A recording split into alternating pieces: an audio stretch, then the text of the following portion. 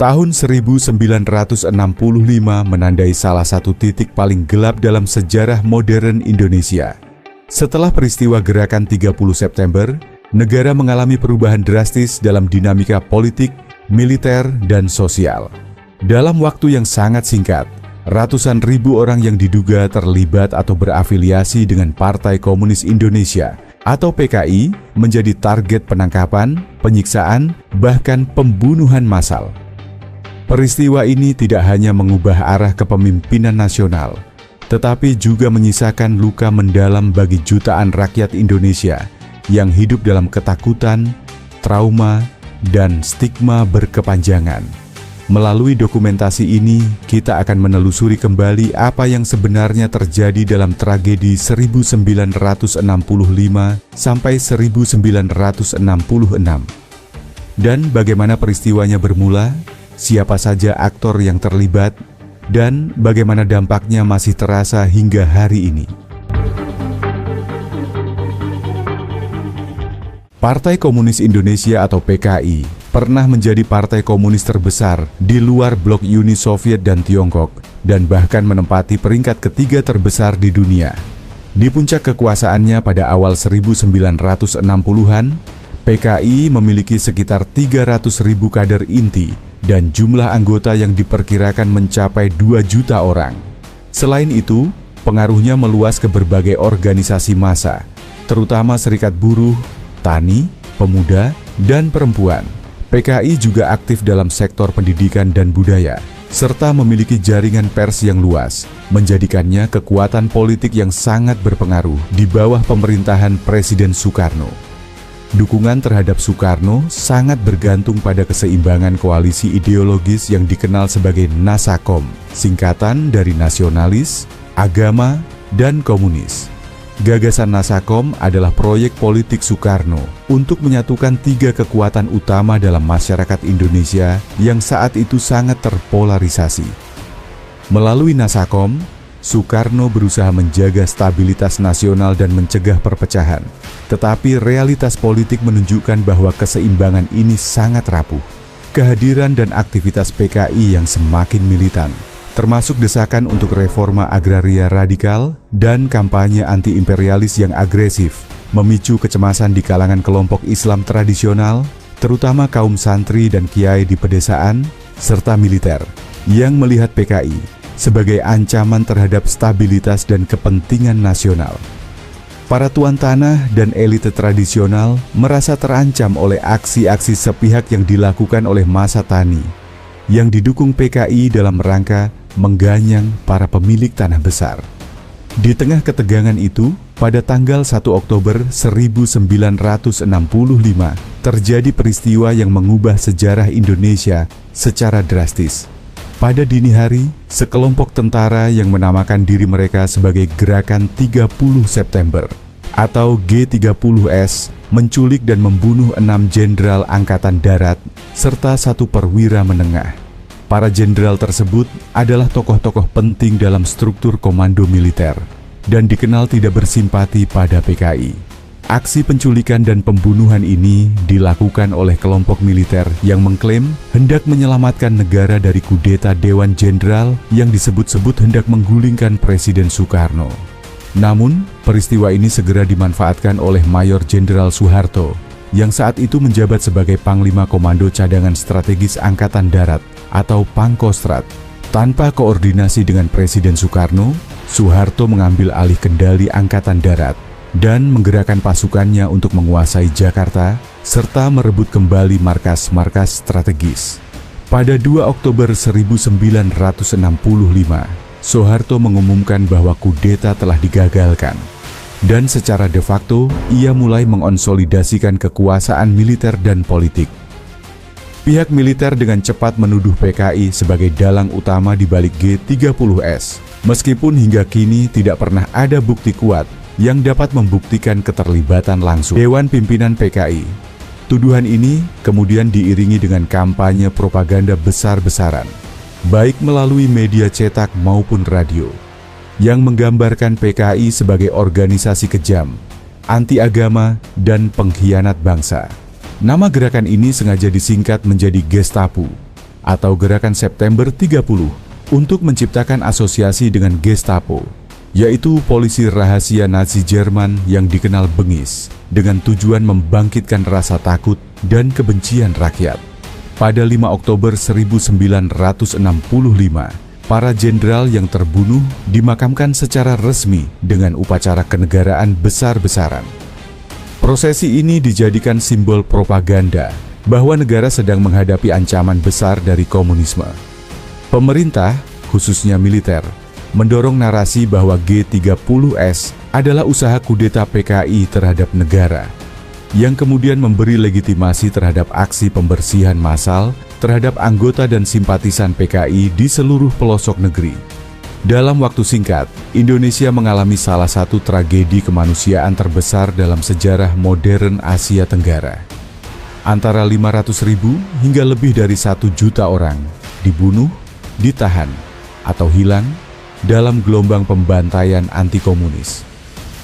Banyak dari mereka yang menjadi korban bahkan tidak memiliki keterkaitan langsung dengan PKI, melainkan hanya karena tuduhan, dendam pribadi, atau karena berada di lingkungan yang dianggap bersimpati terhadap komunisme. Organisasi-organisasi Islam, terutama Nahdlatul Ulama melalui Banser, ikut terlibat dalam pembersihan ini bersama militer.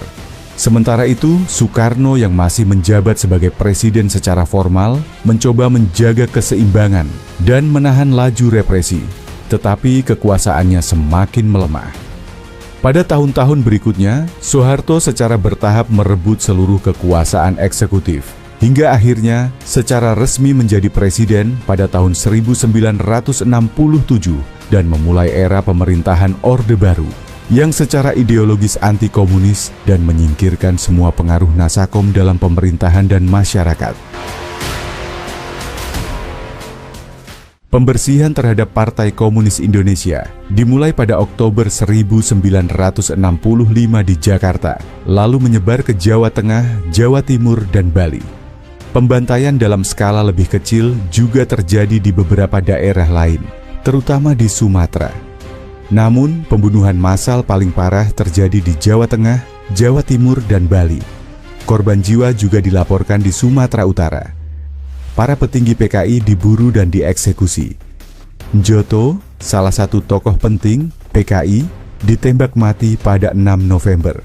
Ketua PKI DN Aidit dieksekusi pada 22 November, diikuti oleh Wakil Ketua MH Lukman tak lama setelahnya. Kebencian terhadap kaum komunis disebarkan oleh militer, khususnya Angkatan Darat. Akibatnya, banyak warga biasa yang terprovokasi dan ikut dalam pembantaian. Peran militer dalam kekerasan ini tidak pernah dijelaskan secara gamblang. Namun di beberapa tempat, tentara melatih dan mempersenjatai kelompok milisi lokal. Di tempat lain, warga sipil bertindak lebih dahulu. Namun pembunuhan massal umumnya tidak dimulai sampai tentara memberikan lampu hijau. Milisi lokal seringkali mengetahui siapa saja simpatisan PKI di wilayah mereka. Di tempat lain, tentara meminta kepala desa memberikan daftar nama yang terafiliasi dengan PKI. Karena keanggotaan PKI tidak bersifat rahasia, anggota-anggota PKI mudah dikenali di masyarakat. Bahkan, Kedutaan Besar Amerika Serikat di Jakarta turut memberikan daftar sekitar 5.000 nama yang dicurigai sebagai komunis kepada militer Indonesia. Beberapa kelompok PKI sempat melakukan perlawanan dan pembunuhan balasan, tetapi mayoritas tidak memiliki kekuatan untuk melawan. Tidak semua korban adalah anggota PKI. Banyak juga yang hanya dituduh sebagai simpatisan, atau bahkan hanya karena rivalitas politik dan sosial.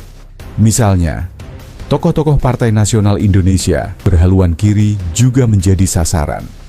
Warga keturunan Tionghoa turut menjadi korban dalam pembantaian ini. Beberapa dari mereka dibunuh dan harta benda mereka dijarah. Di Kalimantan Barat, sekitar 18 bulan setelah tragedi di Jawa, orang-orang Dayak mengusir sekitar 45.000 warga Tionghoa dari desa-desa. Ratusan, bahkan mungkin ribuan orang dibantai. Metode pembantaian sangat brutal. Banyak korban ditembak atau dipenggal menggunakan pedang Jepang. Mayat-mayat dilempar ke sungai. Sampai-sampai sungai yang mengalir ke Surabaya tersumbat oleh jenazah.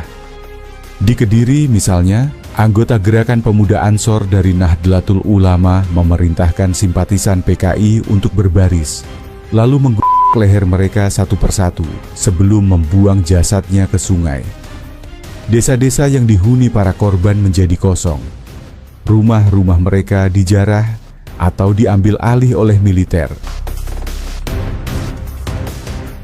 Pulau Jawa menjadi wilayah dengan jumlah korban terbanyak dalam tragedi pembantaian massal pasca 1965. Jawa merupakan basis utama PKI dengan jaringan kader dan simpatisan yang tersebar luas, terutama di kalangan petani, buruh, dan masyarakat abangan, yakni kelompok masyarakat Islam sinkretis yang tidak begitu taat secara ritual dan kerap berkonflik ideologis dengan kaum santri. Ketegangan antara abangan dan santri sebenarnya telah berlangsung lama, tetapi meletus secara brutal setelah peristiwa G30S, ketika militer secara resmi menuduh PKI sebagai dalang kudeta dan menyerukan pembersihan. Kelompok-kelompok santri yang sebelumnya terlibat konflik ideologis dengan PKI merasa memiliki legitimasi moral dan keagamaan untuk bertindak. Banyak dari aksi kekerasan ini tidak langsung dilakukan oleh tentara, tetapi oleh milisi sipil yang didukung, dipersenjatai, atau diizinkan oleh militer. Salah satu kelompok terbesar yang terlibat adalah Barisan Ansor Serbaguna atau Banser, sayap paramiliter dari Nahdlatul Ulama. Dalam banyak kasus, tentara hanya berdiri di belakang atau bahkan memberi daftar nama-nama yang harus dibersihkan. Pada pertengahan Oktober 1965, Soeharto mengirim pasukan elit ke Jawa Tengah, salah satu basis terkuat PKI. Unit-unit militer yang tidak sejalan dengan Soeharto segera ditarik. Setelah itu, militer bersama kelompok-kelompok pemuda Islam melancarkan operasi pembantaian terhadap siapa saja yang dituduh sebagai simpatisan PKI. Mereka ditangkap, diarak, disiksa, bahkan dibantai secara massal. Aparat, pemuda desa, santri, dan tokoh agama lokal ikut serta dalam pengadilan jalanan. Di beberapa daerah seperti Kediri, Klaten, dan Banyuwangi, mayat-mayat korban dibuang ke sungai atau dikubur di kuburan massal. Bahkan ada kisah-kisah tentang warga yang dipaksa menggali kuburannya sendiri sebelum dibunuh. Konflik yang semula bersifat politik berubah menjadi perang saudara antar kelompok sosial dan agama. Organisasi Muhammadiyah dalam salah satu pernyataannya menyebut pembasmian komunis sebagai bagian dari perang suci atau jihad.